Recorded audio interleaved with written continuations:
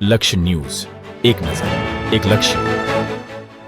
महाशिवरात्रि पर्व निमित्ते लकुलिश मंदिरे शिव भक्तों मोटी संख्या में उमटी पड़ा।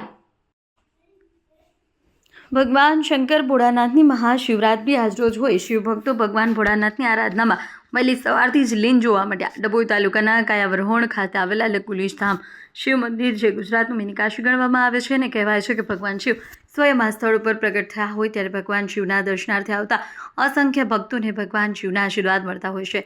કાયાવરોહણ ખાતે આજે મહાશિવરાત્રિ પર્વને લઈ મોટી સંખ્યામાં શિવ ભક્તો વહેલી સવારથી ઉમટી પડી જળાભિષેક તેમજ દૂધ અભિષેક કરી ધન્યતા અનુભવતા જોવા મળ્યા।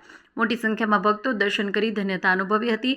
વહેલી સવારથી વિવિધ ધાર્મિક કાર્યક્રમોનું પણ મંદિર ખાતે આયોજન કરવામાં આવ્યું, જેનો હજારો ભક્તોએ લાભ લીધો હતો। રિપોર્ટર આતિશસિંહ ઠાકોર, ડભોઈ।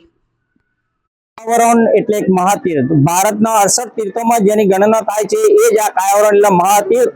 કાયાવરોહણ તીર્થ માટે કહેવાય છે સર્વ પાપ હરમ પુણ્યમ શ્રીમદ કાયાવરોહણમ। કાયાવરોહણ તીર્થે મૂર્તિમાન શંકર સ્વયં। હું આ એટલે બોલું છું કે આ નગરી સતયુગથી છે।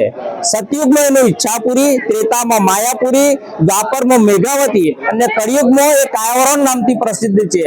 અને આ નગરી અખંડ નગરી છે, અવિનાશી નગરી છે। હું એટલે કહું છું કે શિવ પુરાણના શતરુદ્ર સંહિતામાં ભગવાન શિવજીએ બ્રહ્માજીને કહ્યું છે કે જ્યાં સુધી આ પૃથ્વીનું અસ્તિત્વ રહેશે ત્યાં સુધી આ નગરી રહેશે।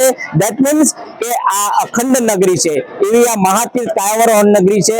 કાયાવરોહણ ભગવાન શિવજીના જે 28મા અવતાર થયા, 28 અવતાર થયા, એ 28મા અવતાર ભૂમિ છે। બીજું આનું વિશેષ કહું કે જ્યાં પણ આપણે મહાદેવના દર્શન કરશું ત્યાં શિવલિંગ સ્વરૂપે હોય છે, પણ આ એક એવી જગ્યા છે એ ભગવાન શિવજીના 28મી અવતારની જગ્યા છે અને એ શિવલિંગ સાથે તમને મૂર્તિનો પણ તમને દર્શન થાય છે। અને એ વિશેષ કે જ્યારે કોઈ પણ દેવ જ્યારે અવતાર ધારણ કરે છે, એ અવતાર કાર્ય પૂર્ણ થાય છે ત્યારે તે પોતાનો દેહ છોડે છે। એ પ્રમાણે ભગવાન શિવજીનો 28મો અવતાર શિવલિંગમાં જ્યોત સ્વરૂપે સમાઈ જાય છે અને એ મૂર્તિ સ્વરૂપે પ્રતિષ્ઠિત થઈ ગયેલા છે। એટલે કોઈ આ સામાન્ય નથી। આ એક તીર્થ છે જ્યાં હજારો વર્ષ પહેલા 12 જ્યોતિર્લિંગનું સંચાલન થતું હતું। એ સનાતન સત્ય છે અને ઉલ્લેખ આપણા પુરાણોમાં એમ થયેલો છે।